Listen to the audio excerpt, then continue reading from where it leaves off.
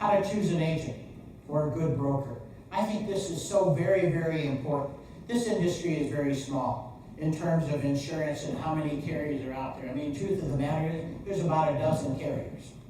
So you need to pick the person to represent you to those dozen carriers who do a great job. Captive agents, the Allstates, the State Farms, it ain't happening, okay? They're not writing this stuff. They're not a good source.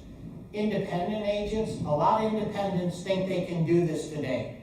So they do homeowners, they do auto, they do, basic traditional life insurance, they do all the different coverages, and then what do? Now they say, oh, you're gonna be a cannabis dispensary, we can do this. But what do? They don't have market access. And so they come down to what's called a broker, which is us. We fortunately have, and I say this hesitantly, but we have access today to every market that's out there for cannabis insurance, with the exception of some of the captives that are starting up, because for the most part, we don't like the concept behind captives in this day and age. So we're the broker. We've got access to the markets, and the advantage of that is if you're an independent agent, you're coming to a broker.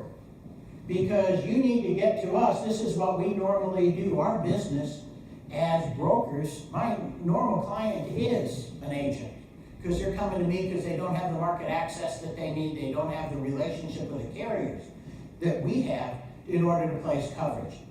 The other issue is so much of this coverage is written on what we call a surplus lines basis. And what does that mean?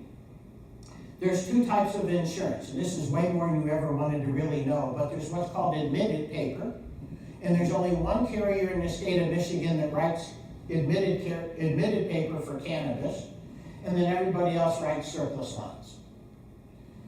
And the only difference in those two things is number one, taxes.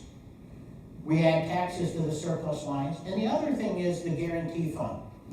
What most people don't realize is insurance, like banking, has a guarantee fund that says, on your bank account, if it's FDIC insured and the bank goes out of business, somebody replenishes your money up to $250,000.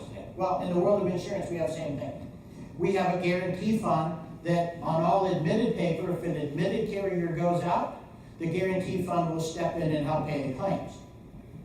Doesn't work for non-admitted paper. There is no guarantee fund for non-admitted paper. But why do we use non-admitted? And here's the big thing from our perspective. In the world of non-admitted paper, I can manuscript everything. I can change a policy. In the world of admitted, I can't. So consequently, when we need to manuscript, where we don't know what our clients are really going to look like, and we want to customize the policy to every insured, we use non-admitted. It's just easier.